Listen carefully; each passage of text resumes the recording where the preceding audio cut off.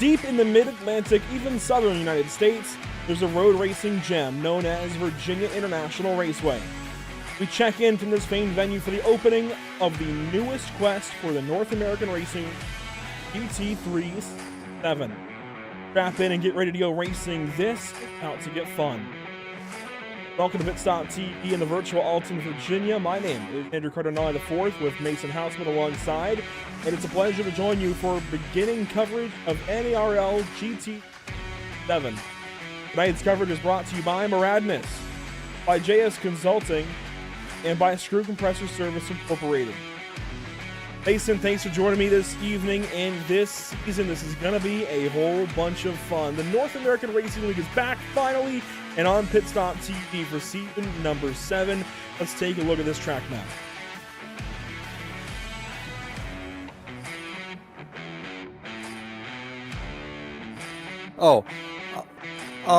This track is really difficult. We're going to see a lot of people understeering tonight. These cars are really good on downforce, but going into turn 10, that's a very difficult track. You're going from a very off-cambered corner, going straight downhill. You're going to see a lot of people dipping those right sides, could get them loose, cause for a big pileup. And then we're going to get that really big straightaway on the back stretch. Going into turn 14 and 15, really heavy braking. A lot of people could go off there. Big incidents could happen there. And we're just going to have to see tonight who can survive this track, because it is difficult. We've seen big incidents in the past. We can see big incidents again this evening, but we're hoping for none. We hope for just clean green flag racing, 60 minutes of racing this evening. And we've seen some really good battles here, really good finishes come down to the wire. We could see the same again tonight, but time will tell exactly how this season gets started. Let's take a look at the full season schedule. Season number 7. Here we are, Virginia for round 1. Next week, we head out to Portugal, then Miami. Yes, the Homestead Miami Speedway is on the calendar. I twisted Scott's arm just enough, just the right way, to get a Roval added onto the schedule, and it's not the Charlotte Roval, so that should make some people happy. I know that has been chaotic in the past. We'll test out the Homestead Miami Speedway for round 3. Then we go to Le Mans for round 4. Again, I did some twisting of Scott's arm, and we're going to Le Mans, ladies and gents. It's going to be a lot of fun right before we take a week off and then go to a street course for round 5. That'll be Detroit in Detroit, Michigan, of course. And then Monza, the combined layout for round 6. We've done that in the past. It's a crazy combination, but it's going to be a lot of fun.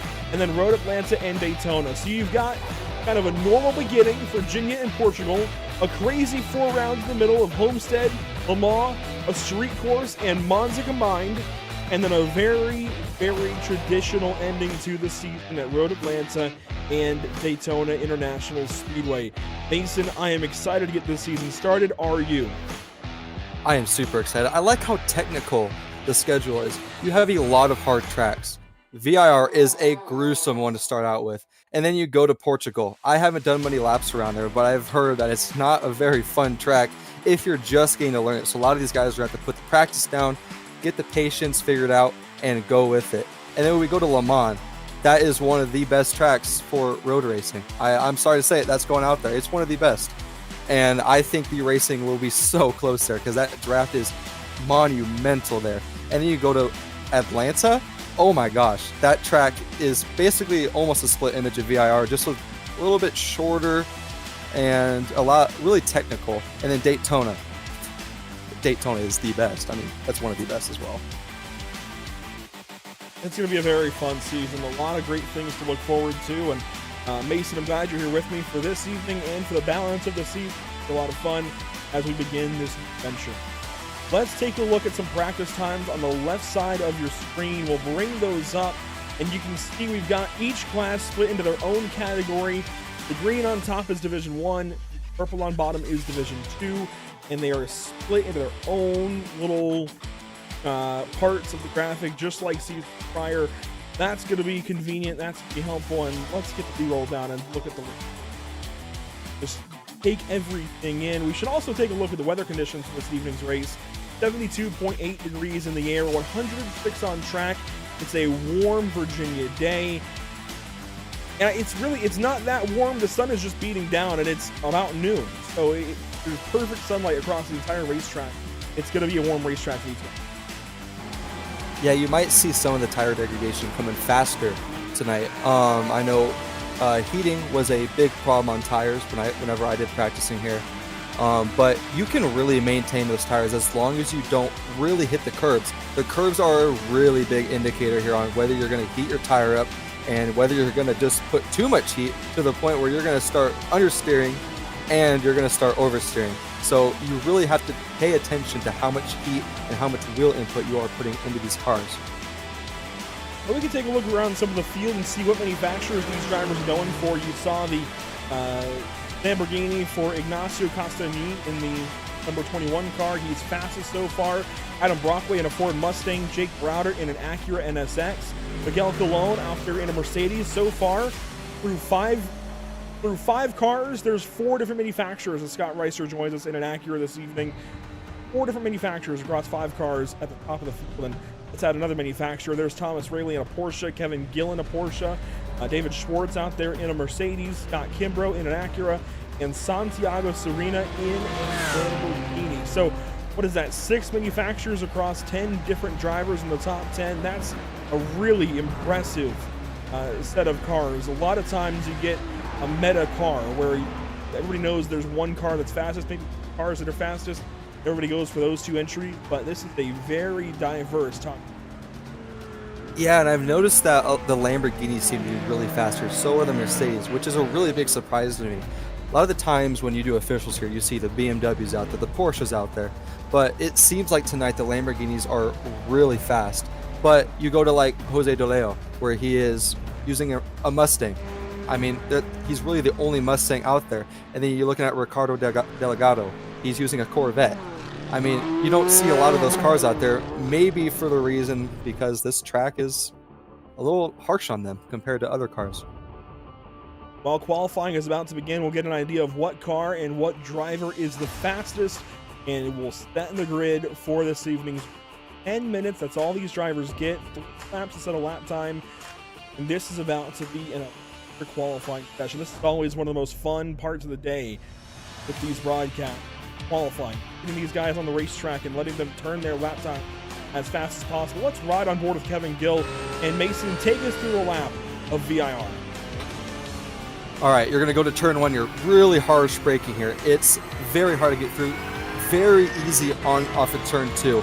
You don't want to put too much power into that car there, because if you do, you're going to slip. Going into turn 3 here, very technical section. You could brake a little too late. You're going to go off on that road section just a little bit, and you're going to go down here to turn 4. Turn 4 is really harsh, big understeer. Out of the end of turn 4, going to turn 5. As soon as you get a turn 5, open her up, wide open throughout this section. Coming out of turn 6, you're going to have this long straightaway. You're going to be very intimidated by these corners, but you got to keep it wide open. That's the only way you're going to be able to maintain speed through here.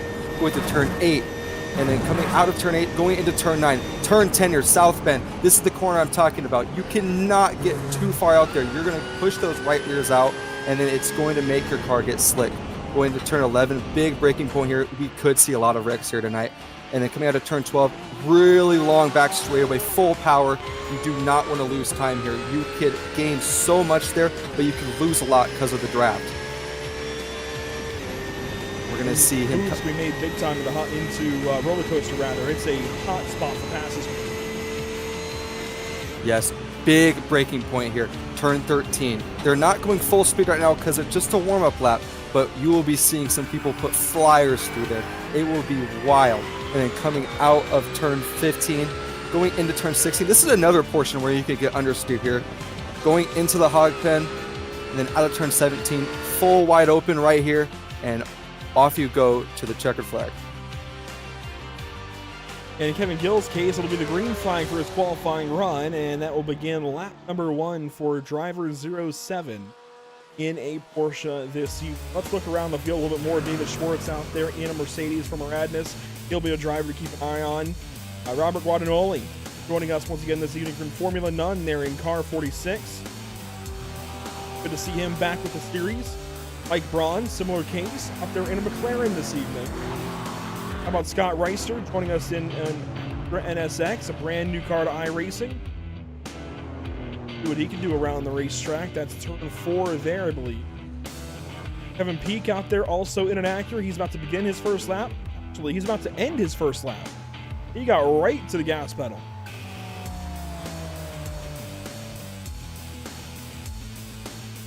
And Kevin Peake's first lap will be a 1:49.742. That actually was his warm-up. So it was testing me, I guess, because he passed the start-finish technically on his way out of the pit lane. That counted as lap 1 initially, was his out lap. Here's Jay Fuller in the 13. Nicholas Salapudis in the number 26 McLaren entry. And Michael Brooks, also a McLaren entry. And I think your first person to go over the line is going to be Andy Ray Miller. I'm not for sure. Let's see what time he puts down. And I was also mistaken. He was on his warm-up lap. Oh, they were just getting us tonight. So yeah, Michael they're Brooks. testing us big time. Yeah, Michael Brooks seems like he will be the first one. That McLaren looks sharp. I like the looks of that. Very colorful. An entry from the Wrong Stuff sim racing team. We've seen a lot of them in the past. Very colorful car for him. He goes third quick right off the bat. Dean Kerr will be the first Division 2 driver to the line. And we'll see all these drivers set their lap times very quickly. Scott Reister initially right to the top of the board here. Yeah, that's a very solid lap. Only a couple hundredths off of his fastest time in practice, so that's really promising for him here in qualifying. Maybe, I'm pretty sure he'll be able to put a faster lap time down for lap 2 if he can get through this section. Using those GT headlights that I love so much, the yellow film over the headlight. He might have gone off track there just a little bit. I don't know if it would have counted against him or not, but it was right on the edge of being off track through the lower S's. Into the upper S's now. Car number 1, reigning champion. Into South Bend, always a tricky part of the racetrack. Very technical.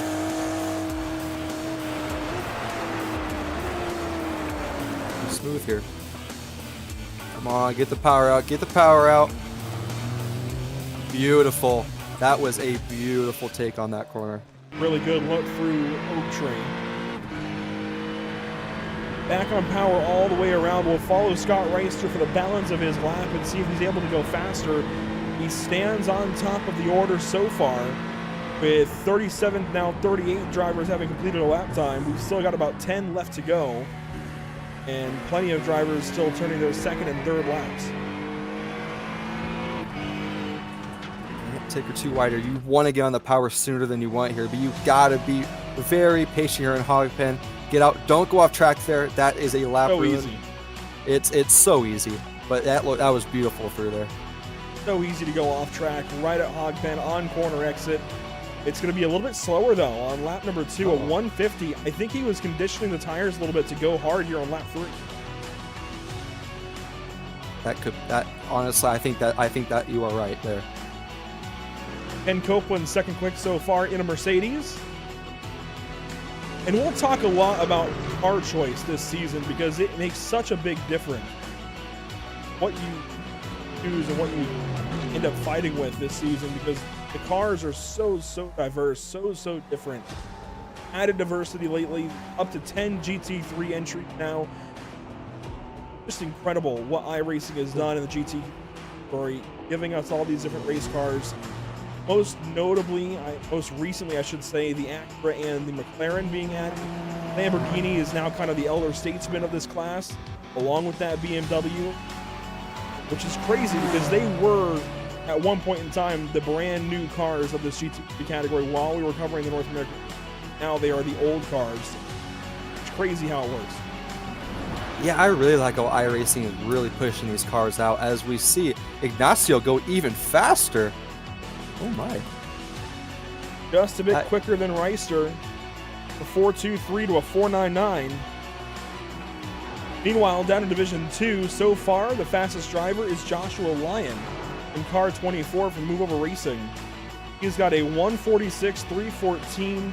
Ismail Elahi, second quick so far in that class, got a 146.338. Those guys are very close, and we could have a heated pole battle at the top of Division number 2. Granted, they are 22nd and 23rd overall. This might be the best Division 1 class we've had in a long time. Yeah, a lot of these guys are super fast, and we're seeing Scott Reister, he pulled off. Didn't seem like he improved on his time. I think he went off track. I think you were correct. And that leaves Ignacio by himself right now. Maybe somebody can push him off, but that is a lap he put down. And it's still 4/10 off of his fastest time in practice, so he has a lot of room. Oh! Let's see here what Josh Lyon has got. A little wide out of hog pen that might have invalidated the lap time. And it looks like it's not going to count for Josh Lyon. That was lap 3 for him. So we move over to Miguel Colon, who is pulling into the pit lane. Had a chance to go after the position number 1. Driver of Ignacio Castaneda will not be able to do so. So Mark Reynolds is one of the final in the chamber. Go after pole position. We'll see if Mark can do it. He's done it before as Jake Browder goes position number 8. And that's about it. The only other driver on a lap time right now in Division 1 is Bruce De Carvalho in the number 77. There he is. Looks like he might be coming around to, yeah, he's in roller coaster now, heading down to Hogpen, so he might have something here. His best lap so far, a 146.107. We're looking to best that. He took a lot of curve there in turn 16. I didn't know you could do that. That was a lot of curve. He will go just a tick slower than his best lap time, and he will stay 18th quick so far. Mark Reynolds then in car number 999. An opportunity to go faster maybe, a 145.787, his best lap time so far. It's going to be a 145.423 for pole. See what Mark Reynolds has got. Comes around the stripe, and it's going to be a 145, but it's a 145.8. We'll slow down there on lap 3. It seemed like the first lap was the lap to do it. A lot of these guys set their fastest times on their first lap, so maybe heat degradation on the tires is way quicker than I thought there was tonight.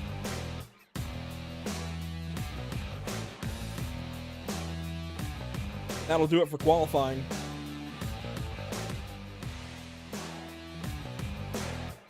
Will take us right through the 10-minute qualifying session and up to race time. Go through the starting grid, brought to you by Lucky Performance. On pole, Ignacio Castanin in car 21. And you'll notice this is an overall starting grid, row by row by row by row. On pole, Ignacio in that 21 car. Scott Reister will roll off in second, trying to defend his title. Ken Copeland from third, Miguel Colon from fourth. Starting fifth place this evening, David Schwartz in car 100, Eduardo Pecorini from sixth. Starting seventh, it's Adam Brockway, Jake Browder from eighth. And starting 9th and 10th this evening, Scott Kimbrough and Mark Reynolds. Yeah, and starting 11th, just out of the top 10, is Thomas Rayleigh. He put an effort out there. I was watching him this entire time, and woof. And then in car 93, Paulo Godai. 13th is Edgar Ruiz. 14th, Samsoid. 15th, we have Kevin Gill. 16th, Lucas Souza. He put a heck of an effort out there. And 17th, Michael Brooks. And then 18th, Bruce De Carvalho. And 19th, Santiago Serena. And in 20th, you have Ricardo Delgado. Starting down in 21st, it's going to be driver Ryan Kerr in the 97 car, and your Division 2 pole sitter all the way down to 22nd. That's rare. It's going to be Joshua Lyon in 24. Ismail Rahi will start from 23rd, starting 24th with Mitch Buenaventura. That's your top 3 in Division 2. Down to your top 5, actually, Mike Braun will start down to Division 1 from 25th spot, and Kevin Peak will start 4th in Division 2 in 26th overall. Chris Winstone starts from 5th in Division 2. He'll start 27th overall. Keen Kerr from 28th position overall. And starting out to complete your top 30, you'll have Jose DeLeo and Victor Aponte. And starting 31st is Bobby Flack, a Division 1 driver, lower than what he wants to be, but he will get his way back up there. And then starting 32nd is Andy Ray Miller. 33rd, Dominic Turcott. 34th, we have Lucas Finko. In 35th, we have Austin Tiller. In 36th, we have Craig Bray. And in 37th, we have Alex DeMarco. And then in 38th, we have Jay Fuller. And then finishing out 39th and 40th, you have Christian Grisco and Jared Solomon. That takes you through your top 40 starters, starting down in 41st this evening. We'll have our number 26, Nicholas Alaputis, alongside Philip Badurka. This is deep in the field, but we have about 40 cars in this entire field. Chao Trin from 43rd. Starting 44th with Robert Guadagnoli. Starting 45th will be car 411. That's Daniel Kavanaugh. Nathan Medina starts from 46th position. Starting 47th and 48th will be Barrowman and Joshua Benjamin. That takes you through your full Lucky Performance starting grid. A couple of things to watch for this evening will be the Lucky Performance Lucky Break of the day. We'll talk more about that as the day goes on, but basically, we're looking for the luckiest moment of the day, no matter what it might be. Missing a crash, getting a good start, getting a good pit stop. The Lucky Break of the day will go to a driver that gets a Lucky Break of the Day, brought to you by Lucky Performance. And of course, we have this evening's Driver of the Day vote to talk about. That'll happen sometime around halfway through this race. We'll start talking about it and set up that vote on YouTube for you to vote for your favorite Driver of the Day candidate. We also, of course, want to talk about the Whiplash SimCam's race details. We had a 60-minute practice, a 10-minute qualifying session, and that leads, of course, into our 60-minute sprint race coming up. The fixed setup race with 55% fuel, 15 incident limit, then 5 incidents thereafter, meaning these drivers have up to 15 exits, as we call them colloquially on iRacing, before they get a penalty. Then every 5 incidents thereafter, they get another penalty. So if you get 4 exits for car contact, that means you got to come into the pit lane for a through, and every 5 incidents thereafter, which would be a car contact and an off track, basically, that will be another drive-through. The field will come up and over that crest in just a moment and head down to roller coaster for the first time as a collective. And Mason, these starts to these races are chaotic. If we go to the very back row here, Billy Barrowman, Joshua Benjamin, those guys, look up at what they've got ahead of them. They have got every car in the field in their windshield. That's not a comforting feeling. I can tell you right now, I am happy I'm not in their position, because I've been there and it's really scary to see that, especially when you have such a long race. You don't want to get those incident points, especially at a track like this. They are super easy to get. And so we'll cut back up to the front of the field and get ready to go racing this season for the first time in number 7, the North American Racing League. We're about to turn things loose and get ready to go racing, this time at Virginia International Raceway. A crash in the back. We'll cover that later. Everybody else gets going. Green flag.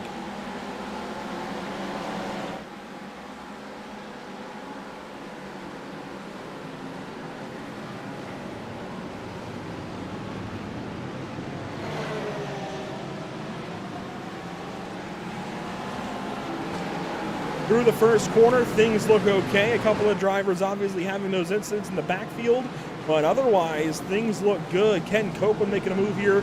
He gets down in front of the 87 Miguel Colon. Scott Reister gets away to second place. Yeah, I was really surprised. Other than like the very initial start, I was expecting way more punts there, but very smooth. But we still have to go through these next couple of portions that are really hard on the brakes, especially on these new tires. You might see a couple of punts here going into turn 11.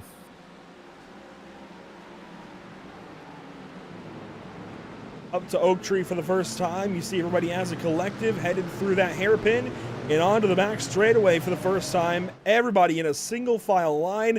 That's what this track does. It's like America's Nürburgring is what some people love to call it. It just single files everybody out so quickly. The lower S's, the upper S's, but then you get this big passing opportunity at the end of the lap into roller coaster. Nobody really taking it here on lap 1. Everybody settling in.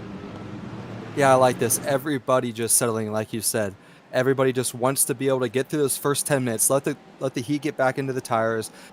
Just get yourself placed at where you're at. And then as people start seeing that tire degradation, you go for those moves. Go for it harder, because you know you've only got 15 minutes left. That doesn't seem like a lot, but as you start to focus, it really starts to clock down on the time, and you look up and like, oh shoot, it's already 30 minutes in.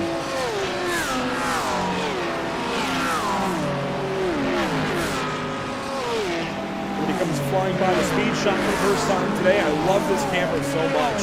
These guys come ripping by so dang fast. You're lap one only, and they have all that speed built up, but they're all chasing Ignacio Constantine, a brand new name to us, one that I think we're going to struggle with a little bit. He's out of Uruguay in a Lamborghini, leading this season already. I mean, if the season if the race ended now, rather, he'd be our points leader, but of course we got a long ways to go. It's only lap 1 of an expected 33. Lap 2 now of an expected 33. Yeah, you just got to survive this track. That's all it is. It's just survival. This track wants to push you deep, as we see Scott Reister go off there a little bit, side by side, going through turn 11, 12. Ken Copeland trying to make the move, but he's not going to get it. But will he get the run out? I think Scott Reister's got it right there. Here comes Copeland looking on the left side. He's going to have help from Miguel Colon. And this is what I'm talking about, the passing opportunity as you fly down to the roller coaster. You've got so much time to build up that draft and make a move. They go right on by Scott Reister. He falls down to 4th. Copeland goes by, and in 3rd place now is Colon. I think Miguel Colon just bump drafted. Yes, he Ken did. Copeland. I did not know you could do that in these cars. I thought it would upset the rear really bad there. You got to be really, really careful. I'm surprised he got away with it, because you absolutely can upset the car head and ultimately crash them, but everything looks okay for now. Cars in the back that had trouble on lap 1, we'll take a look at some of them, including Ryan Kerr, who's already out of the race. It looks like Eduardo Pecorini is off pace. He's down in 47th. Philip Durka in 46th spot or so. He's got a little bit of damage there on his Acura NSX. Chris Winstone, Kevin Pica out of the ring. Yeah, I really want to know what happened on that incident, because I just saw people start spinning around, but we got so much action going right now. I feel like it's really harsh for us to leave it right now. Yeah, it's so close right now in the front of the field, and something we're going to have to get back used to, something I haven't done in a while, is covering both lead battles. And this lead battle, I'm surprised at how deep it is in the field this evening. We have seen Division II drivers often be in the teens, sometimes even the top 10. Granted, they usually get promoted right away if they do that. This is about the lowest starting Division II drivers we've had at the top of the Division II field in a very long time, if ever. Outside of the top 20, starting 22nd was Josh Lyon. He leads Division II right now over Andy Ray Miller and Mitch Buenaventura. And traditionally, Division II has been one of the best battles in the racetrack. Division I, it seems like somebody always runs away. Division II, it seems like it's always mixed up. We've got 3 Porsches right now on top of one another, and that's your Division II lead. Yeah, I like how the top 3 for Division II are right there. But what I'm noticing off of Andy Ray Miller and Mitch Buenaventura is that their rear ends are pushed in. So I'm wondering if that initial incident started with them, because I'm seeing that Andy Ray Miller is the head car right now, and he has a lot of rear end damage there, but it doesn't seem like it's affecting him because it's not touching that rear spoiler. So as long as it's only cosmetic damage, he should be fine. Oh yeah, you can just see just how caved in that 33's rear bumper is. You know what you're looking for, you can see it. The exhaust pipes are tilted skyward, and that is a problem for the 33. That'll be damage he has to get repaired, and that's likely going to affect his straight line speed just a little bit. Maybe even his cornering grip, his cornering ability, because that is damaging the rear diffuser. So that very well could lead to some speed deficiencies for the 33 car. And you mentioned it for Buenaventura as well. He's got some damage back there, but it doesn't seem quite as major. Yeah, you hit the nail on the head there. That diffuser is going to be big here. I didn't even think about that. You need to have that downforce. If you don't have that downforce, you're not going to be able to get around the corners nearly as smooth as the other drivers around you. And this Porsche thrives on downforce. It doesn't really have as much top end speed, but it really strives going through the corners. Moving ahead, Scott Kimber was just in the back end of Jake Browder. He now follows back to Paulo Gaday.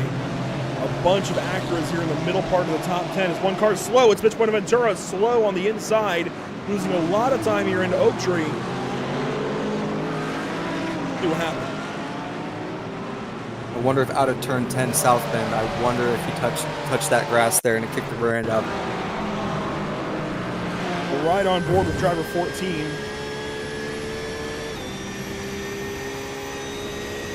And watch here as he approaches South Bend. That's where the problem's going to be.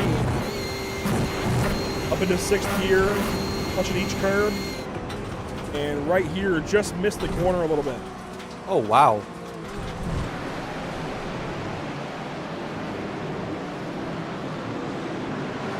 He's lucky he slowed up for that. I thought he was going to go straight through. If I was watching that live, I would have thought he was going straight through. Able to hang on, but he does fall down to 4th place in class, right between Victor Aponte and Jose De Leon. Yeah, I'm Out wondering in if that... front, gotta say, Ignacio's putting on a clinic so far. Just about 8 minutes into this race, and he has pulled away by 1.9 seconds over Ken Copeland. Copeland running in 2nd, Miguel Colon running in 3rd, Scott Reister in 4th. They are off to the races out front.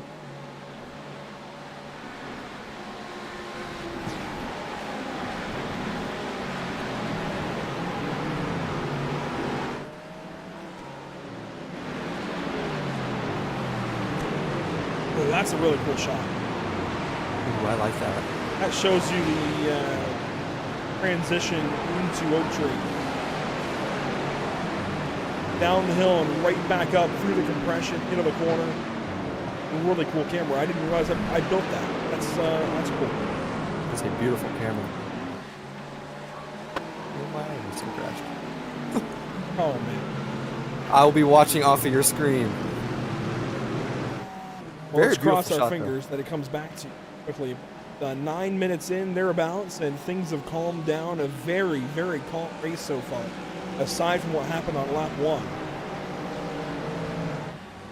Now we might, I'm going to try and see if I can flip that.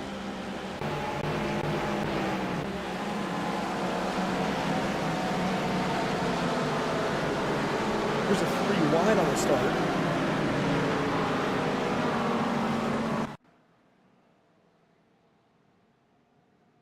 Feeling it's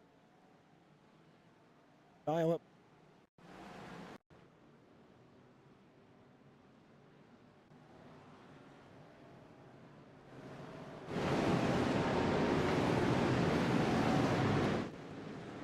Here's Barney. The flag is, I've never seen the flag do that. So just watch here on the start and let's see if we can find what happens.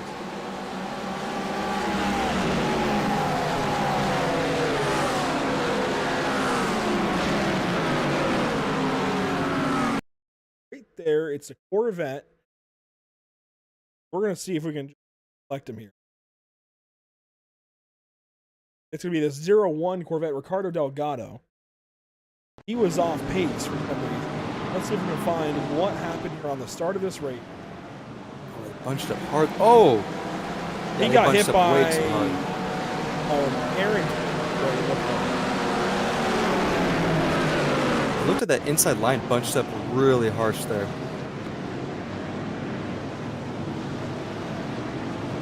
'97 Acura pulls into the middle lane and he got hit from behind.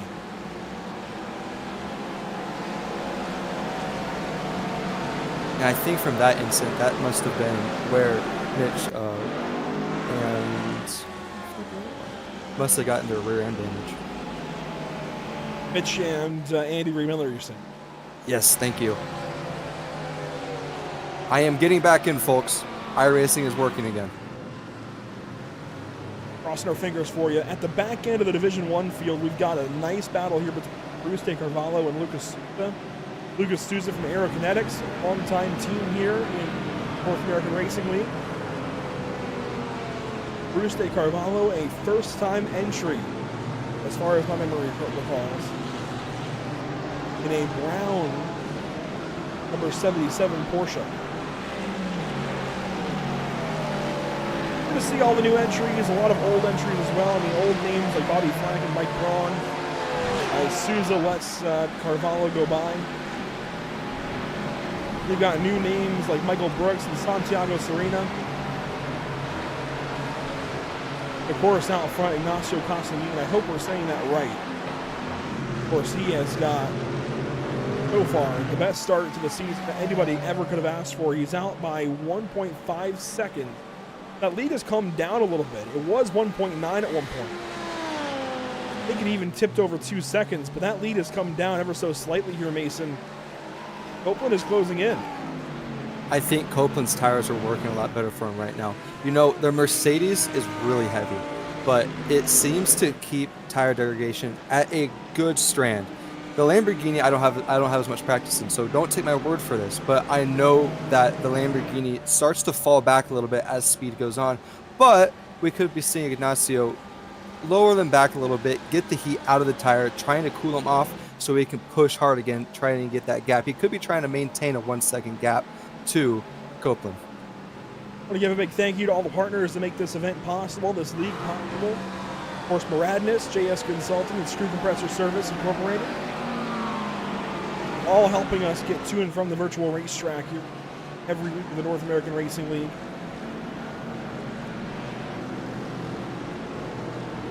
And Maradness has been such a great partner of this North American Racing League for a while now. Seasons on seasons. They've had teams in the series, and they have had partnerships off the racetrack with this series. I can't speak highly enough of Maradness and everything that Daniel Morad does with his gloves, his team, coaching. Everything going on at Maradness is top-notch, and we are so lucky to have Maradness a part of this North American Racing League once again. I want to give another big thank you to our partners here at Pitstop TV. Whiplash SimCams, ATVO, CC's Business, Cody Williams Design, Lucky Performance, and the North American Racing League that you're watching this evening. So far, I would say for an early lucky break of the day, I would give it to Andy Ray Miller here, Mason. Have a little bit of involvement at the start of the race, but only have that rear end damage. The wing is okay.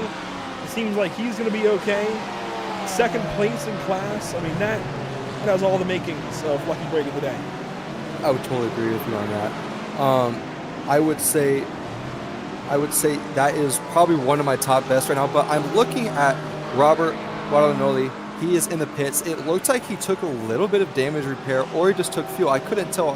He had a very short pit stop, but he's going to go a lap down here, so this is really early for this.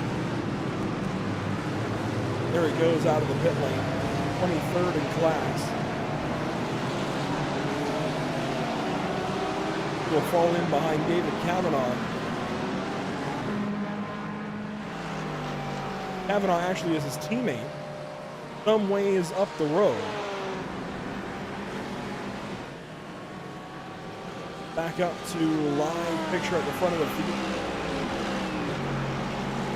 Had a change for fourth. David Schwartz has gone by Scott Reister, so Reister continues to fall. Trying to defend his championship from a season ago, he's down to fifth.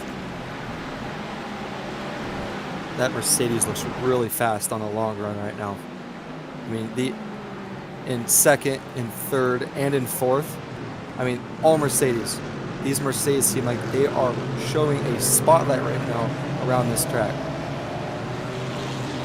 The last time I recall the Mercedes being this good on iRacing, I was just getting my start into endurance racing. That would have been 2018, 2019. I was just getting going. That's the last time I recall this Mercedes being this good. And of course, that was the old Mercedes. It was the old, now retired Mercedes that I think is legacy content. I haven't seen this kind of resurgence out of Mercedes on the iRacing sim in a long time. This is cool to see. 3 of them, as you mentioned, in the top 5. Lamborghini leading, 3 Mercs, and the Acura in 5th. Then a Ford Mustang down in 6th place, Adam Brockway, making that Ford Mustang roll. And that is one of the most beautiful sounding cars around here. Other than the McLaren, I mean, the McLaren sounds really good, but I think that Mustang sounds beautiful. As let's listen to this.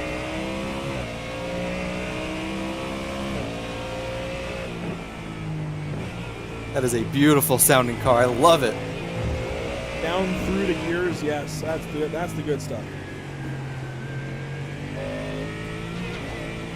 I love this camera. I love taking it every time we get the opportunity to do so. You're watching the driver's hands from the driver POV.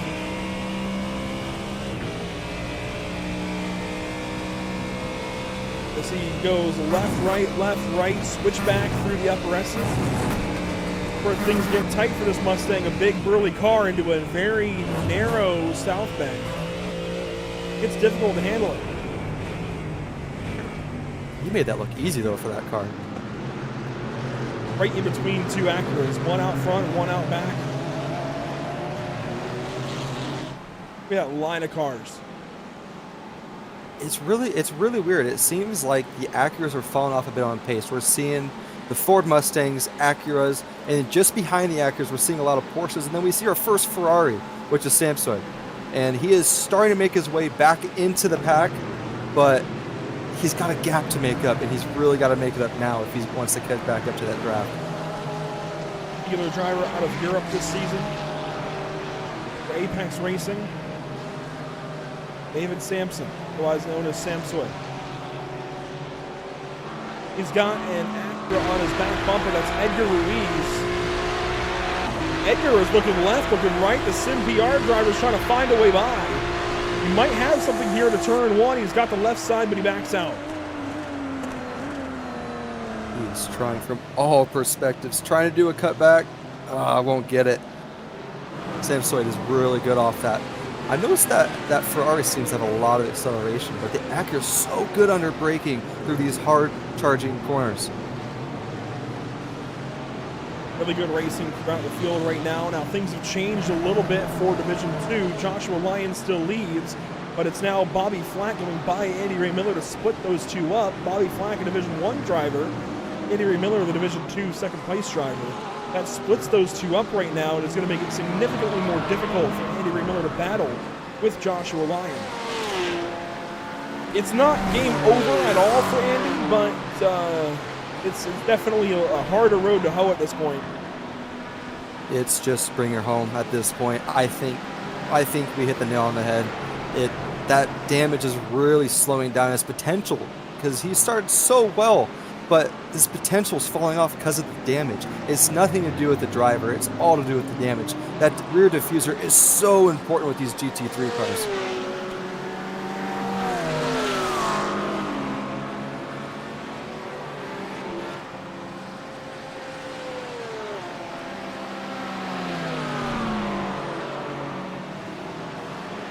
I'll flip back to Victor Aponte, the top BMW that I see this evening, and one of the only BMWs that I see this evening. Number 18, riding in third place in Division 2, right behind Andy Ray Miller and Mike Braun. I'm really surprised about that. I thought the BMW was one of the best GT3 cars, but these guys must know something that I don't, because I race the BMW all the time, and I love the car. Out front, things are getting tighter. Down under a second for Copeland to Cassigny. And we're getting close to where this is going to be fuel conversation. The 55% fuel limit gives these guys about 30 to 35 minutes on fuel, give or take. Really, I think it's a margin of 1 lap. At least a larger circuit like this, 3.27 miles. And now, Andrew, I want to ask you, you said it's from 30 to 35 minutes. Would you cut it straight in half, or would you give it a lap and just try to save that extra lap of fuel just in case you need it? What we've seen traditionally has been that drivers opt to save as much as they can and pit as late as possible and take as little fuel as possible. And I think that'll be the meta again this season. I think that'll be what these drivers have to do in order to be the fastest on the racetrack. That means you're going longer on a lighter car, hitting later in the race, and taking less fuel, hopefully, ideally, which means less time in the pit lane, less time stopped in the pit box. So I really expect it to be the same kind of situation for these drivers this season. I don't expect much change, but it is a difference from the 50% we saw last season for the 50-minute race. So a slight change for these drivers, but it shouldn't change a whole lot. Yeah, and what I'm noticing here is that Ken Copeland is doing really smoothly just to stay in his draft, but just not getting so close that he's going to upset the car. I think he might be trying his best just to stay within the draft and save maybe a little bit of fuel.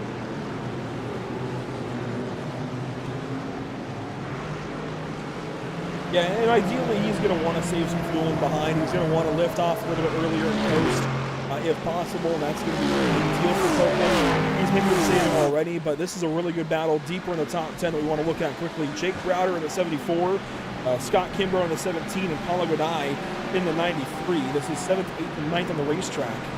3 Acuras in a row, and one goes off. That's Jake Browder out ahead of these 3. Die goes a little wide, and we've got a slow car, Edgar Ruiz, into the wall. No. Oh, that stayed done. What it looks like. It's racing with Samsoid, and we're going to back it up just a little bit further here. Victor Aponte now having trouble. He was 3rd place in Division 2. We'll check in on this, then check in on Aponte. Ooh, side by side through this is rough. I think I wonder if he got muscled out here. Yeah, that's a scary place to go side by side, and Ruiz learned the hard way. That's a big hit. Oh yeah, that's stayed done. That's real damage right there.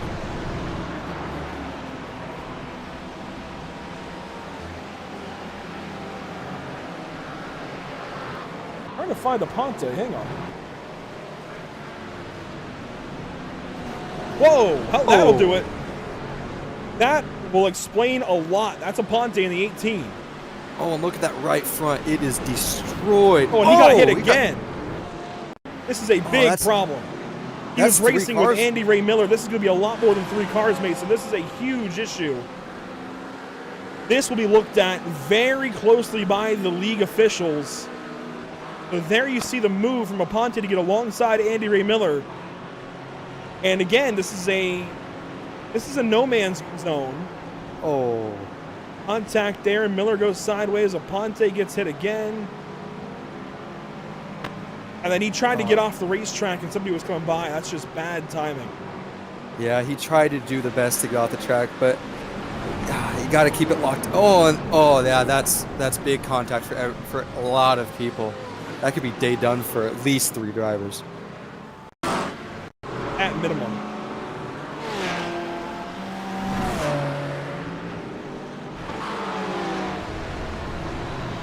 Get a look at it from this camera perspective.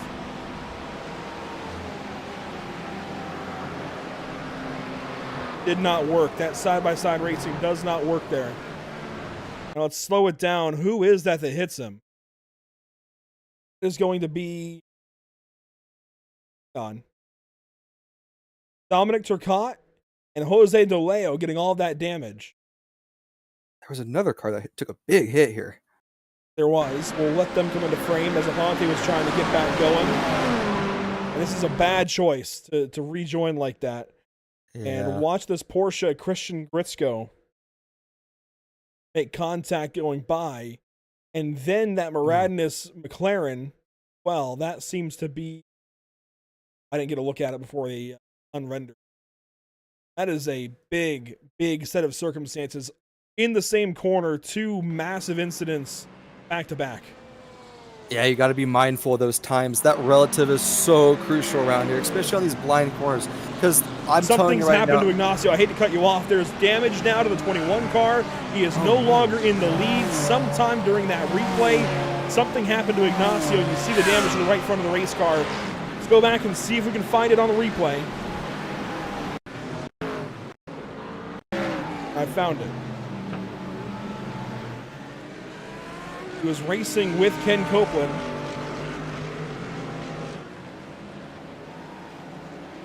This is Ignacio Costagnin leading the race. He was coming into pit. Oh, wow. Whoa. What? As the race leader, that is a terrible situation to have. Was he actually going into pit is my question. Let's watch from on board here, inside the car. What is going on? What happened there?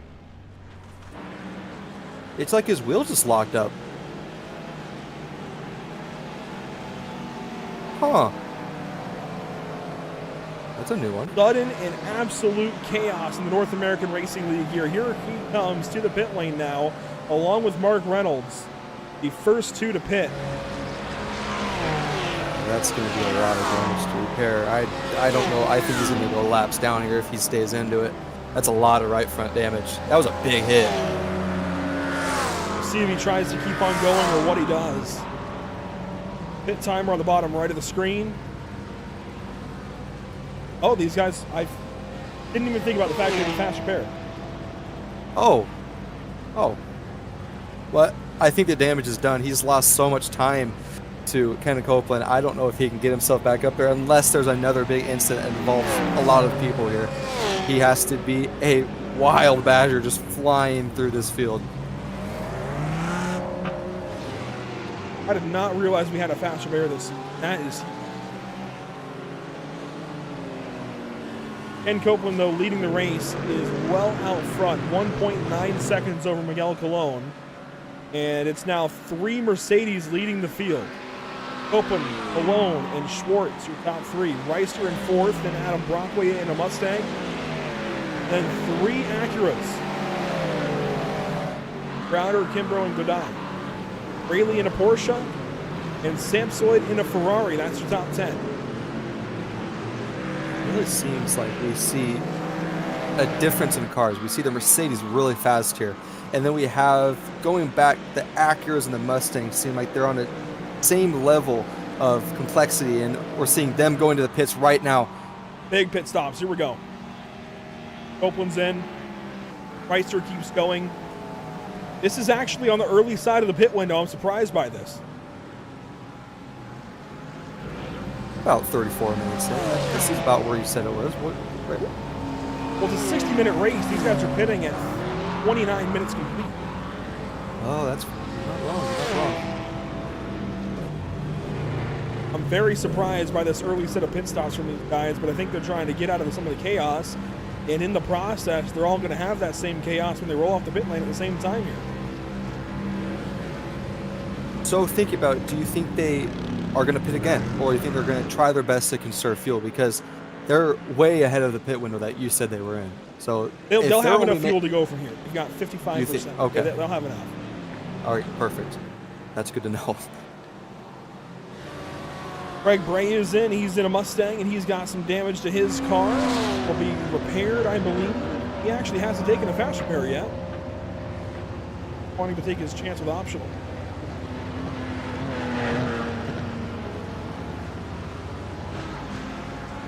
That's Boardman there. Lucas Finko with he's up on the Jags taking tires. Pitch Buenaventura goes by. And some 4 cars decided to stay out on the racetrack that lap. Those being Scott Reister, Scott Kimbrough, Paulo Godai, and Kevin Gill. We expect them in here this time by. You should see all 4 of those drivers duck in, and yes, here we go. All right to the pit lane. Oh, some contact almost between Godai and Kimbrough. That was close. Wow. That was really close. I'm telling you, those Acuras got good brakes, but that was a little too close for my comfort. There's Kevin Gill into the pit lane as well. Reister into the box. He will take tires. I'm surprised by these guys taking tires, but there have been significant iRacing updates since the last time we covered this series. The previous meta, the previous choice was to take no tires and stay out on their tires all race long. So this is a little bit different for me, but this could be the new way to go. As Reister's down in the way, and he's going to come out right behind Godai. Yeah, and with all these pit stops, Ken Copeland has taken back the lead. He has a good margin to second to Scott Kimbrough, about a 2-second margin. So Ken Copeland is sitting pretty right now where he's out on the track. The horseshoe, now NASCAR bend, then left hook. Oh, battle here. Scott Reister getting held up behind Thomas Rayleigh. That's going to put Reister down to 9th. He pitted from 4th, didn't he? That was huge. Yeah, you're right. He did. At the front of this train, Scott Kimbrough over David Schwartz. Scott Kimbrough getting that position in the pit lane. Schwartz was 3rd earlier. That is a huge, huge pass for Kimbrough to make. Yeah, these Acuras must have been flying on their in-lap because they gained so much time on these guys. Joshua Lyons still leads down in Division 2, but here we go. You've got Mitch Buenaventura right at the back bumper. These two had nearly identical pit stops in the pit lane. And they come out right on top of one another, racing for 20th and 21st overall, but first and second in Division 2. This battle for Division 2 is beautiful as we're going into turn 10 here. Get through. Oh, he's going to go a little wide here. That's going to give Mitch Benavides a run going to turn 11. Deeper brakes. And it looks like, oh, he's coming back. And Mitch Benavides is going to take the overall right now for Division 2. That was a crucial mistake for him there. Buenaventura making the pass for the race lead. That is huge. A big change down Division 2. I'm glad we saw that when it happened. I'm glad we didn't have to take a replay for the lead change, because that was a really cool moment. And I was just about to lap down. I was just about to say in turn 10, Joshua's got to keep it under control, and he just goes wide there. You saw the right rears go in, and it just takes the car. So that was a big mistake for Joshua Lyon. Back up to Division 1. Here we go. The battle inside the top 5. 2.5, 2.6, 2.8. Whoa, we've got maybe a slow car below. No, the gap changed aggressively. It was 2.5 and went straight to 3 seconds for a moment. But Cologne sits in second, 2.7 seconds back of Ken Copeland. Then Scott Kimbrough runs in third. David Schwartz in fourth. Paulo Godai in fifth. Adam Brockway and Jake Browder in your sixth and seventh positions. And I want to say, Jake Browder, shout out to him. He was one of a few drivers that messaged me this season trying to get their paints organized and whatnot. And he was able to get that done just in time. So shout out to Jake, getting that paint finalized and getting the banners on it just in time. The battle actually further back here for 10th. Ignacio has gone by Mark Reynolds, and Mark has got an opportunity here at the end of the straightaway, maybe to make a pass back. He's got to be really deep on the brakes here. Oh, no dice. We'll let Ignacio go. You know, after his incident, Ignacio is starting to make his way back up, but I think the damage is done. I think the best he can do right now is get back up to that top 5 group and try to fight for a top 5. But honestly, as of right now, Ken Copeland is flying out there. My worry for Ignacio is he had to pit a lap early. Because of the damage, he had to pit a lap early, and he's going to try and stretch that fuel out. It's going to be close for him, but I think he's got enough to go to the end. These other guys, they know their fuel window. They only have to pit once. Should be all set. Battle down to Division 2, Craig Bray and Lucas Finko will go on board with Finko.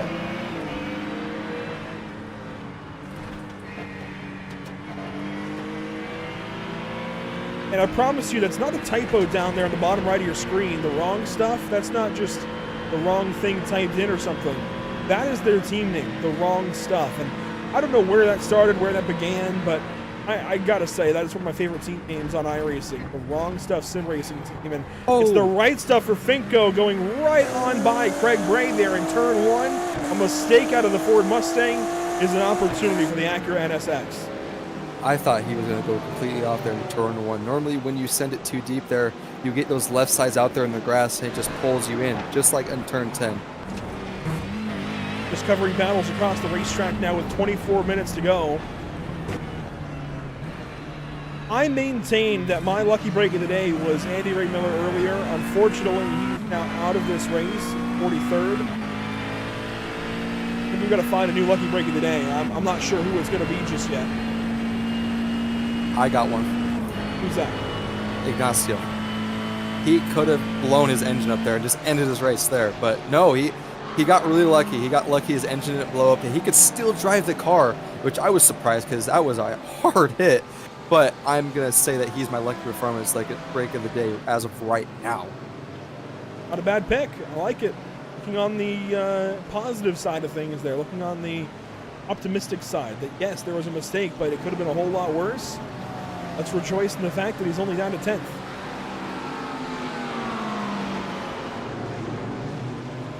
It's that time, Mason. talk about our nominations for Driver of the Day, brought to you by the North American Racing League. And I'm going to give you the floor to nominate your first driver of 2. Oh no, I was not prepared for this. And I gotta say, so it's not just any 2 drivers, 1 driver from Division 1, 1 driver from Division 2. Okay, as of right now, I'm going to give it to Scott Kimbrough. He started 9th, he's sitting 3rd right now. I've been downplaying that Acura, but it seems like the Acura is doing pretty well right now, but he's got a lot of pressure from David Schwartz right behind him. A really good pick, Scott Kimbrough in Division 1. He is blinking. Oh, don't tell me he just lost connection. Oh no. Oh no, did he? Mason, have you done it? Oh, he's No, back. he's back. Okay. Whew. Oh my gosh. Oh my god, I would have felt so bad. Scaring him big time. All right, we need to get off of him. We need to get off of him. I'm going to go down to Division 2 for my first pick, and I'm going to take Mitch Buenaventura. Oh. Just, yeah, exactly. He's a really good pick, I think. We've seen a lot of growth out of him in the past. It's good to see him growing even more tonight from Shut Up and Drive It. Running in the 20th spot overall. That's pretty solid. Top half of the field plus some. And leading now in Division number 2. I've already got my second one. Who's that? I'm ready to go. It's going to be Nathan Medina. He started 46th. He's 22nd right now. That is insane. Sitting 3rd in Division 2. That is an insane jump. Good pick. I like that a lot. Let's see. I'm going to pull up. So on the ticker, we have a little tool. We can hit positions gained and see just how many positions have been gained by these drivers. That helps me out a little bit here to make my pick. That's cheating. No, it's not cheating. It's a tool. I'm gonna say it's cheating. Well, what I see out of that is Bobby Flack is up 15 position, 3 car. And it's not class positions, admittedly, but he started 31st. He's up to 16th on the racetrack. That's overall positions. I'm going to give him a nomination tonight just for managing that traffic and making it through. A lot like what you're doing for Nathan Medina. That's difficult to do. So Bobby Flack is my pick out of I'll give you that. That's a good pick. That's a good pick. That was going to be my other pick if you chose Nathan Medina. So we're thinking alike here. I like it. Lines think alike. Exactly. Now, Scott Kimbrough has been passed up by David Schwartz. I want to mention that. He has lost the 3rd position. Still has a great run going, but Schwartz has gone right back by for that 3rd spot to take the bottom step of the podium. Brockway has gone by Jake Browder. Paulo Godai sits in 7th, Thomas Rayleigh in 8th. Let's ride on board with Thomas Rayleigh.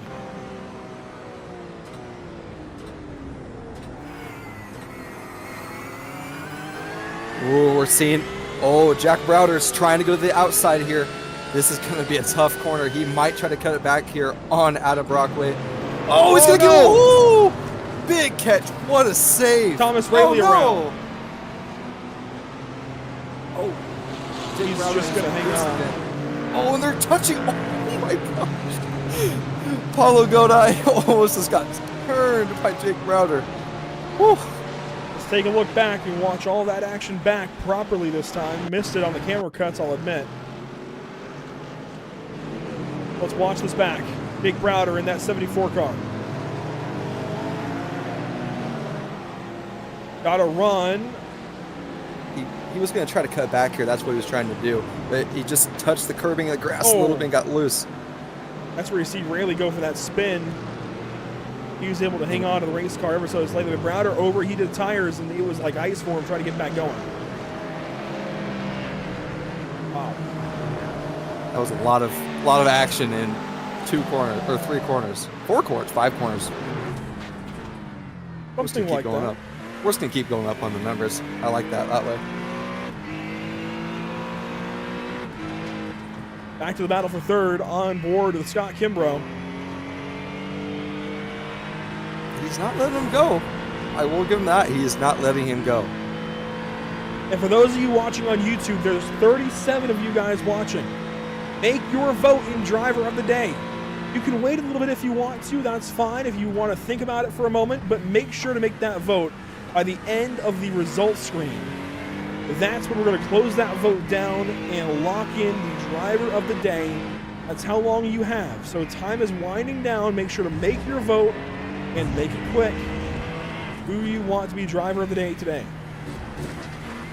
Oh, and I'm looking at Mark D. Reynolds right now. He just got disqualified. What? He had a lot of rear end damage on that car. I wonder what happened to him. Find what happened. He had a lot of rear end damage, so I wonder if he must have gotten an incident with somebody. Former race winner class. Oh!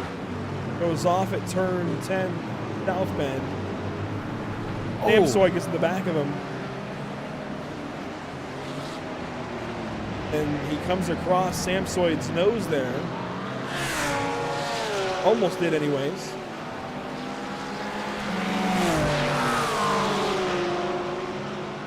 Got a lot of damage. Wonder if he gets loose here and takes out another car. Crab walking big time. You know what you're looking for. You can see it. He's got some toe damage. Sure enough. Oh, there it roller is. Coaster. That is a big shunt. And that's what got him the disqualification right there.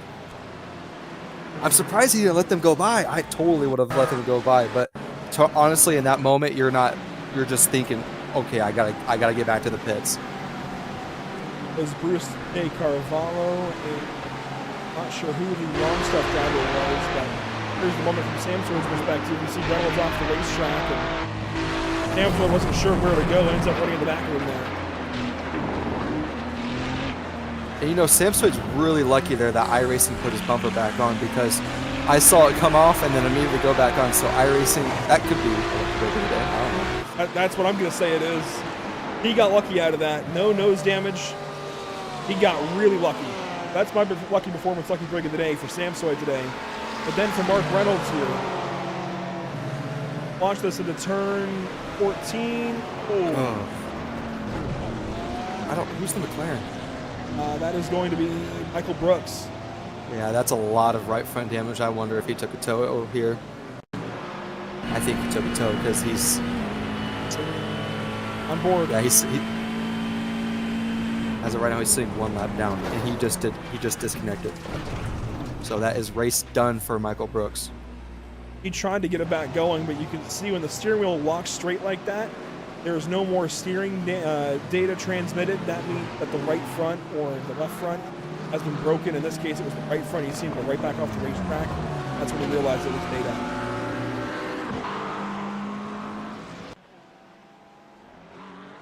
I want to head back up to the front of the field. 15 minutes to go here. Ken Copeland, we don't know him much, but we know he's fast. He's got a 3.3 second lead. I'm kind of surprised neither of us nominated him for driver of the day, but when you look at the positions gained, you also have to consider that into the conversation. And we don't know if this is going to be a normal kind of thing from Copeland or what. So we'll learn.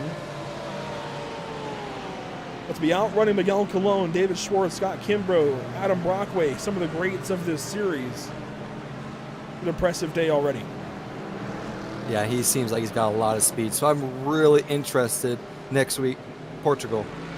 I'm interested to see if he carries that speed. But also, the car is so important at these tracks. So anything could happen. We could be seeing a whole other car that's at the rear right now that could be way faster next week. The Porsche could be faster next week. And that's what I love about these guys having open car choice. They can do really whatever they want. You can learn as the season goes and pick what they each week. I believe. It'll be a lot of fun to watch car choice week in, week out, and what car is better at what racetrack.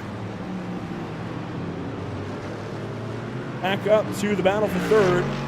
David Schwartz, Scott Kimbrough knows the tail just about. Schwartz is going to have to deal with all this lap traffic up ahead.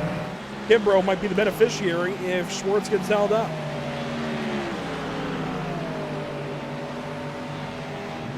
Got to get around him here quick. This is a harsh corner to get involved with a lap car here.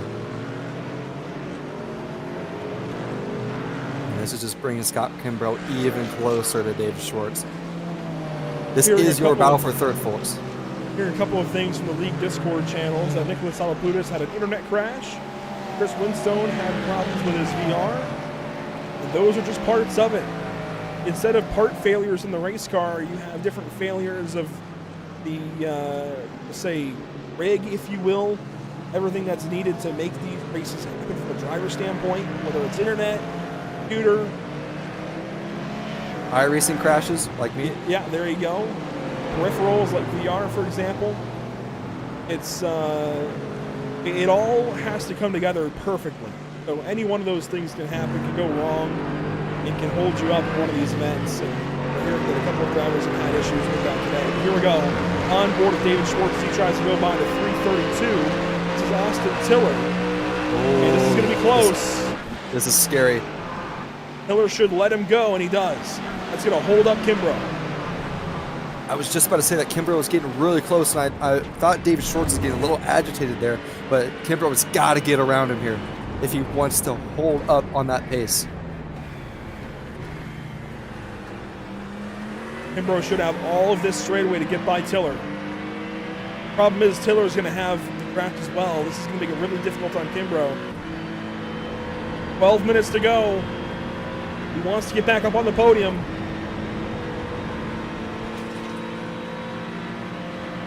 Not going to happen here. Oh, he gets really close there. And it's not game over here for Kimbrough, because you see up ahead, Schwartz is getting held up by the other lap car. But this is really putting a dampening on things for Kimbrough. He's going to have a run here. A run out of Hogpen. That's perfect timing, but you see the run now that Schwartz is getting. Schwartz is going to go right by the 70 of Philip Durka. That was perfectly played from David Schwartz. He's going to go right on by. Tiller got really close there to Kimbrough's rear end. And now Kimbrough's got to get around Bedurka here. Bedurka holds him up at NASCAR bend and left hook. Bedurka now get out of the way. That'll be a pass that Tiller can make, and this is now going to be a problem for Adam Brockway. He comes into the picture. Goes by Bedurka. Has to find a way by that other Mustang, Tiller. And this is gonna leave a problem. Godai's got to get around him here. I mean, Tiller's fast right here through this section, but you're gonna see Brockway start to pull away here a little bit. Oh, he's gonna try it. Oh, be careful here. Paulo Godai gets on by. Woo. Everybody's getting antsy now. With only 10 minutes to go, you've got to make every move count. Anything right now could happen. You don't want to end your race now. You've raced for 50 minutes. Do not end your race now. Legend Ignacio Constantine's back up to 9th. Trying to chase down Scott Reister for 8th. He could get there.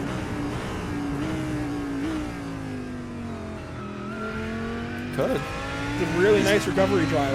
I'm now feeling ashamed I didn't take him for driver of the day just for the recovery drive alone. Boom. He fell down to 23rd at one point. He's made his way. Ooh, whoa. A little shake up there. Out of Browder. I don't know what happened there. That was descending there, Tiller. Nice, good move. Ignacio now trying to go by. Thomas Rayleigh will go by. Battle deep in Division 1. Nothing's changing for the Division 2 lead, by the way. They're split up by a second on the racetrack. Call it 2 seconds nearly. But this is a battle for the 15th position. Santiago Serena and Lucas Souza. Closest battle on the racetrack right now.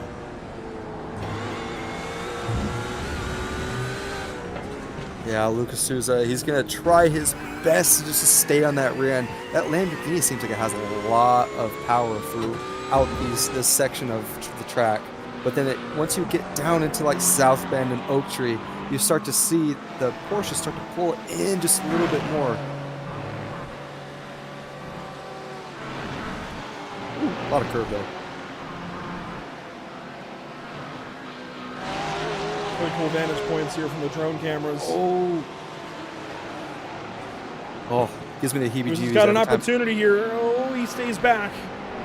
He could have tried up the inside if he wanted to, but that would have been scary. As one car is off, it's Ricardo Delgado. Off in the grass at what looks to be turn... Was that turn 4 or 5? That looks like he could have got off in turn 3 and then came back on between 4 and 5. MPR Chevrolet Corvette is having troubles tonight. Of course, had problems in the start of the race. We documented that earlier. Former Division 2 champion, reigning Division 2 champion, got out wide and got loose. Any damage on the front end? No, keeps her clean. That's good. You don't want any cosmetic damage because even the smallest little bit of damage will hinder your performance and ability. As we've seen. And we're seeing Souza, the battle we were watching. Souza sending it down the inside here on Serena. Just gets it. Serena's going to cut it back, but Souza did so good job at defending that. Beautiful pass made. Ignacio Constantine now up on the back end of Scott Reister nearly. Will get held up by a lapped car. That's close in the upper S's. And off the racetrack goes Constantine. That might be a slowdown penalty. He was out wide there. Rather, he was, yes, short. Cut the corner a little bit. Oh, he's going to go wide. Oh, that was really close. You do not want to go wide in that section because it's going to throw you right into that barrier over there. But kept it maintained. Calm her down, Ignacio. You got it. You got her. Just calm her down. Head forward. Flashing up now to Paulo Godai as he chases down Adam Brockway. There's a really good battle deep in Division 2 right now between Jared Solomon in the 20 and Chao Trin in the 88. Here we go. On your screen now, a battle for, this is going to be 10th in class.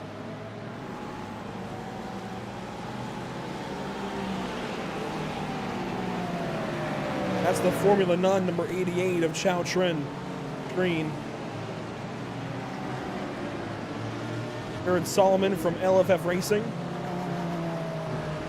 Go on board with Solomon through the S's. Yeah, and I'm really nervous for Chao. We saw him pit really early, and I don't know if he has enough fuel to make it to the end. No, these two actually pitted on the same line. Did they? Okay. They should be okay. It's going to be close, though. Driver I'm worried about is going to be Edgar Ruiz. He pitted 17 laps ago, and that seems to be about the earliest of anybody. There's an opportunity, maybe. Not yet. We'll have to come a roller coaster.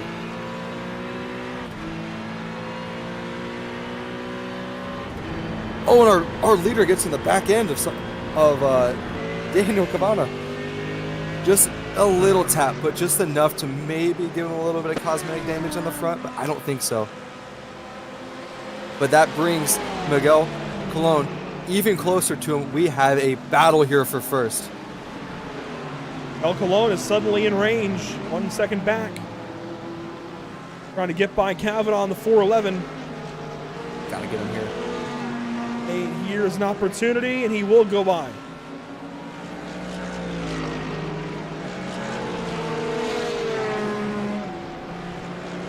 Kavanaugh's going to fall back to Joshua Benjamin. Benjamin goes by.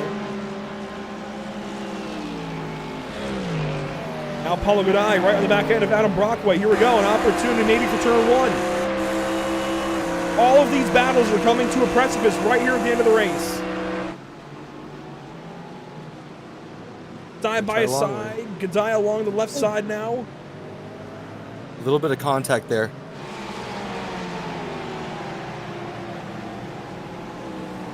And Scott Reister and Jake Browder battle. It's just some great battles right now, but you can't be looking too far ahead. Ignacio is getting closer to these guys, so you got to keep it maintained as we got a pitter here. One car having to come back in. This is going to be Philip Adurka topping off on fuel. Didn't have enough to go to the end. We've also got Austin Tiller on the racetrack battling with Dean Kerr. This is for 33rd on the racetrack, 14th in class.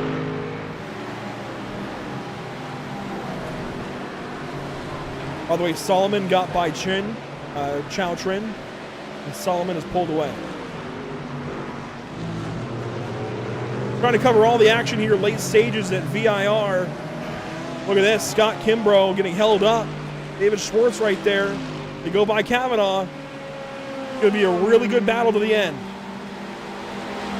Yeah, Schwartz had to go through 11 and 12 behind Kavanaugh right beside him, and it made it so that Kimbrough could get ever so closer to him. So it's back for a battle fight for dive! third. Wow, what a dive! We got a car off the track, too. That's Joshua Benjamin. Wow. Got a handful of cars repitting.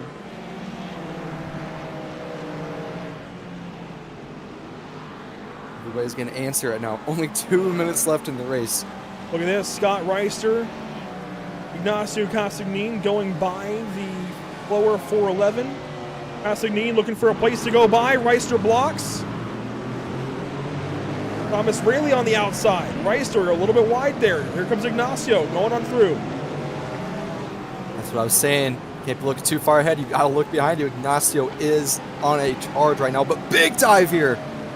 Raley looking at the left rear quarter panel, cuts him a break. That could have been a spin there for Ignacio if Raley decided to go just ever so farther in. This is epic racing in the closing stages of round 1 at VIR. Up ahead, how about David Schwartz and Scott Kimbrough? They're split by 4/10 right now. And Ken Copeland, I believe, is coming around to take the white flag. You are correct. Ignacio and Raley back and forth. Ignacio gets a spot back. Thomas Raley out wide. They've got Edgar Ruiz right behind. Raley looking. Oh, side by side. Ooh. This is a tough corner for side-by-side racing. Who's going to back out? Ignacio backs out. Ignacio lets him have it. Really backed out of it. Up ahead. Wow. White flag this time by. And we'll take the white flag. 1 lap to go at VIR. Ken Copeland from the wrong stuff leading the way. Battle for 5th. Paulo Godoy on the back end of Adam Brockway.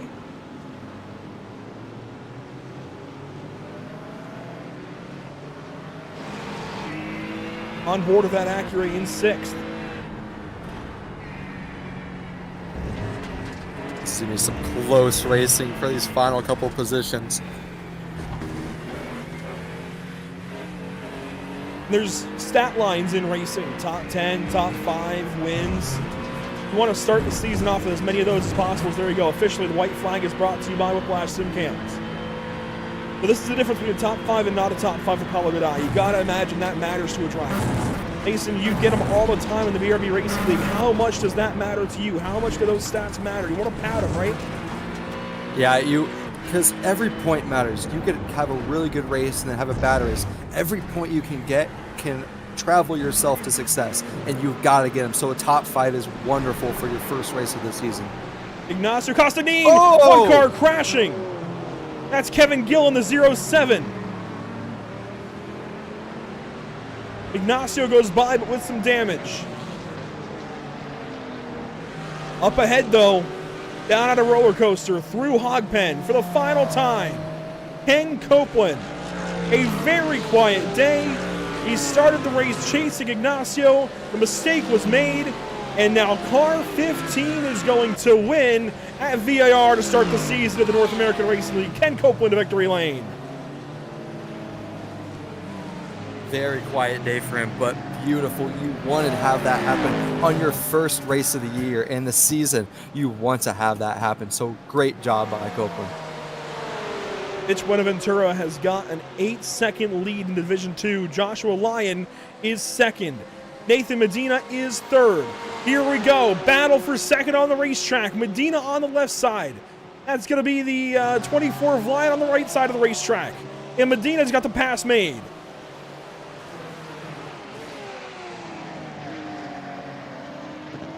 Very respectful by Joshua Lyon. I thought he was going to fight that there, but he back. Oh, he's out of fuel. Yeah, I think so.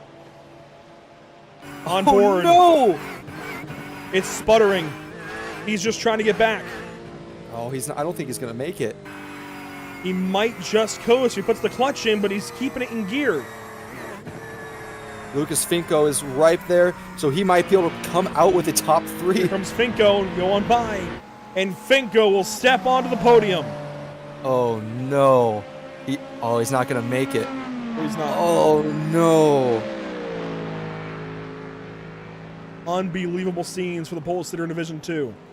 Oh, that has to hurt. But here you go, driver 15 with the win. Ken Copeland.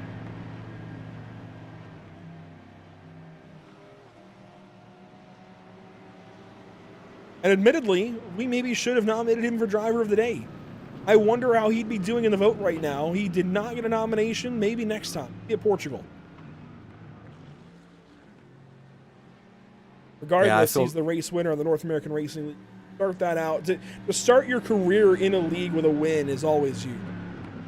Yeah, you want to get people that attention towards you, being asking how fast is he going to be. Get people kind of nervous about you because you're the new guy. You want to show how fast you are, and this is a great way to show.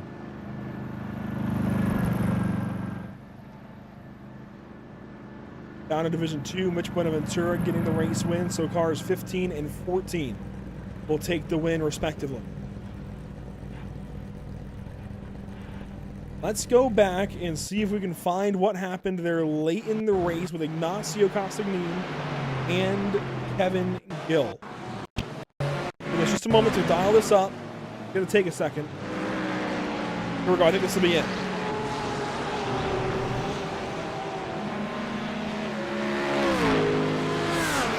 Such a promising day. This has to suck. Mistake here. Oh, Samsoid went off.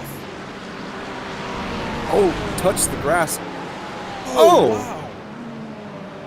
Carvalho got tipped by Ignacio. That turned him into Kevin Gill, but something happened with Samsoid to kick all that off. He just got a little loose and touched the curbing a little too harsh going through the S section. Watch Samsoid here from Apex Racing.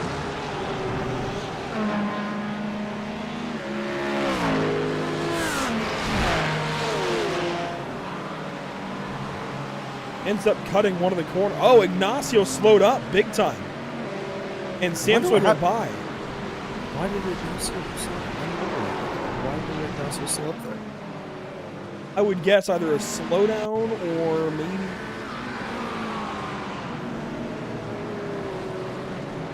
He was slowing down big time. He let Tiller go by there. Oh, he must be. I wonder if he's clutching in to make it to the line. Maybe. That's a really bad spot to clutch in. Watch the RPMs here on your screen. The dash. Lifted.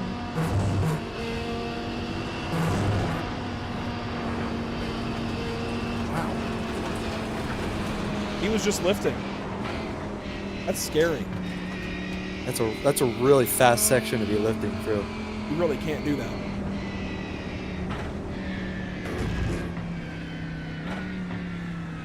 He must have been trying to make all the fuel saving he could do there on the last lap. That is a chaotic way to end this day.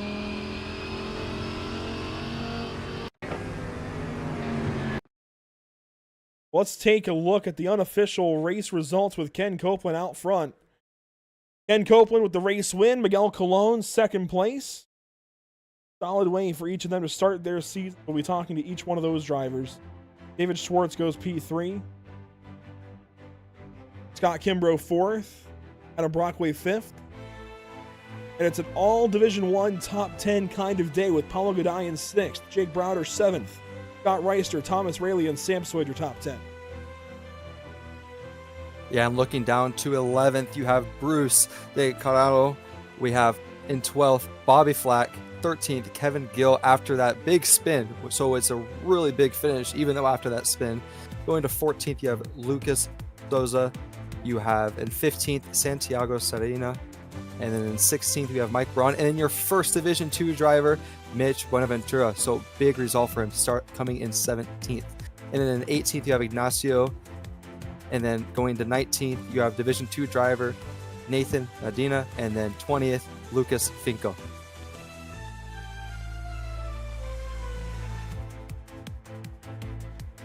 So I was just checking on something. We won't be speaking with Mitch Buenaventura. He's on the results page there in 17th. He has a prior engagement, and he just let me know about that. Mitch, we appreciate you letting us know. Unfortunately, we won't be talking to you today. Hopefully, we can talk to you again soon. Unfortunate stuff there. He finishes 17th overall and wins in Division 2. But Ricardo Delgado goes 21st overall. Then Craig Bray, 22nd. Kevin Peak, Billy Bowerman, and Jared Solomon all finish on the lead lap. Joshua Lyon ends up a lap down after not finishing this race, running out of fuel there at the end. Chao Trin in 27th. Dominic Turcotte, Jose DeLeo, and Alex DeMarco, the rest of your top 30. Yeah, and going to 31st, you have Edgar Ruiz. You saw him get a little bit of damage there in the middle of the race. Seemed to get back, only one lap down. Really strong finishing result for him after getting that damage. Then going to Joshua Benjamin, 32nd. Austin Tiller, 33rd. 34th, Ismail Ali. 35th, you have Eduardo Pecorini. And then 36th, throughout your top 40, you have Daniel Cavan, Philip Berdaca, Robert Dean, and then Nicholas. And if you're looking for the Discord invite link and you can hear my voice, if you're one of the drivers in the league, it is in the Pit Stop T channels in the general channel. That's where you need to go and find the link for these drivers trying to join us. There we go. Multitasking on the fly. Here we go. Into 41st position, Michael Brooks. 42nd, Andy Miller. 43rd, Christian Gritzko. Jay Fuller there in 44th. Then Chris Winstone, Ryan Kerr, Mark Reynolds, and Victor Aponte. As you see a couple of retirements and disqualifications. Kerr, Reynolds, and that'll do it for this evening's driver of the day vote as well. And that will go to, guess who? Mitch Buenaventura will be today's driver of the day in overall, but in Division number 2 with the Division 2 race win. Congratulations, driver 14. We'll bring in this evening's race winner, Ken Copeland, with the race win, and that is always a good way to start the season off. A good way to start off any tenure in any league is to go to victory lane. Ken, congratulations. How did you manage this one? Oh, I think I just put myself in the right place at the right time. Tonight was an absolute blast. I love VIR. I haven't actually raced here in GT3s, so it was a little refreshing, but got a really good quali set in, put myself in the right place, and I just kind of profit off the misfortune of others, if you will. You put yourself in the right place, but you come from the Wrong Stuff Racing, and that's always a name I've admired. I don't know where it came from, where that started, but what is it like being a part of that team and stepping into their program here in the North American Racing League? Yeah, the Wrong Stuff is an awesome group of people. I've been with them for, I want to say, about a year now, give or take. I'm probably getting that timeline wrong. But just a great group of guys, great designers, great livery designers, if you will. And honestly, it's just a ton of fun gridding with them, helping them out, coaching them on kind of pace things, how to drive the cars, getting them interested in different series, different classes. So the Wrong Stuff is an absolute blast to grid with week in and week out. And of course, it didn't come without a couple of scary moments for you on the racetrack. I see some right front damage. What happened there? Yeah, I think so. Some of the back markers, everybody did an amazing job tonight for the most part, and I won't call anybody out by any means. There were a couple that were trying to get out of the way a little too hard. I had somebody, I know that they meant extremely well, but they came out of Oak Tree trying to let me by, and I was just getting a nice drive out, expecting to get in the draft and then take them on the straightaway, and they tapped the brakes instead. And it is not something I expected coming out of Oak Tree, so I gave a Porsche a little bit of a love tap. Didn't cost me too much time. Miguel was still a decent chunk of time back, so not a big deal. Car was fine. Otherwise, extremely clean race. The entire field did an amazing job. Part of it, right? That happens sometimes, and that everybody just trying to play nicely on the racetrack. So can't be too mad. And Ken Copeland, that is how do you say your last name? Copeland? Yes, sir. You got it perfect. Perfect. Ken Copeland with the race win. Congratulations. And talking to you guys. Yeah, absolutely. Y'all have a wonderful evening. As well, that's Ken Copeland with the race win. We'll move on down to second place, Miguel Colon, who takes home a solid position number 2 at the day's end. Yes, and Miguel Colon coming in second overall and in your division. I wanted to talk. We were talking about it earlier. The tires on this track. How hard were they tonight to maintain, to keep them cool, so you didn't have to really worry about the degradation that much? Well, man, I have to say there were a couple corners that I had to be on and off or keeping the throttle without pushing too hard. I think Ken was able to manage that a little better than me. There were a couple of the low speed X's that he was able to carry more speed out. I was struggling to keep up the power. Like if I tried to do power, I feel the tires were spinning more. I didn't want to run the risk that I was going to burn my tires and then lose more pace. So I was just, it was key to maintain those tires without spinning too much easy on the gas. Yes, totally. And I want to ask, in these higher pressure moments coming into like the final couple laps, how do you really maintain your focus without going off track, especially at a track of VIR? This is a really hard track to keep your mental stability. So how do you do it, especially trying to catch up to the leader? Well, I basically, Ken and I was pacing almost the same lap time, so I didn't have much with him unless he made a mistake or anything like that. So I already kind of knew that at that point. So I was just trying to focus on not making any mistake, not overdriving the car. I'm just keeping on track. At least I managed to get 0x in this race, so that's awesome. So that's part of the goal, 0x. It becomes a good result, so that's awesome for me today. So. Yes, perfect. And congratulations tonight on your second place finish overall and in your division. This is a great way to start his season. And I want to say thank you to the bottom of my heart for racing tonight. Thank you very much, and thank you guys for putting all this together. Thanks Scott Rister for putting the league back together. Also, good racing with all this group of people. Nice, clean, close racing every season. So it's good to be back racing with the guys this year. I think. Yes, and we want to say thank you. And moving on next to your driver, we're going to let you introduce him because he came second tonight in Division 2. Am I correct? It's going to be Nathan Medina, number 6 car this season, finishing second in Division 2, and it came with a last-second pass on Josh Lyon. Did you think it was going to be that easy when you finally got to him to go by? Of course, with his fuel waning and running out there at the end. About 2 laps prior to that, I noticed the delta on his lap versus my lap was like a huge swing. So I had a feeling he was running out of fuel until like 2 laps to go. I noticed there was like a 3-second swing in his lap and my lap. So I know if I got close, that the pass, I was going to make the pass because there was just no way he could full throttle out of that corner without running out of fuel. And then when we were too wide, I kind of heard his motor sputter. So I was like, oh yeah, I knew I had it then. But it was close. I was getting kind of nervous as he just kept pushing. I was pretty surprised he made it that far with that Porsche. We come home position number 2, get the seat started the right way. Of course, it's not that race winning class, but it's so dang close. Do you think you can go out there next week and get it done? I think so. I definitely put a lot of time and practice into these races and take them pretty serious. Unfortunately, my qual ended up with being canceled and deleted due to some off tracks. Based on my time, I would have started P1, but I ended up having to start P46. So on a track that's extremely hard to pass, and I was just praying for a miracle, and a lot of relying on other cars to go off, and how the race unfolded, it ended up working out. But yeah, I'm hoping I can stick with some of the top guys. Finish near the front. Hopefully get a top 10. That's kind of one of my goals.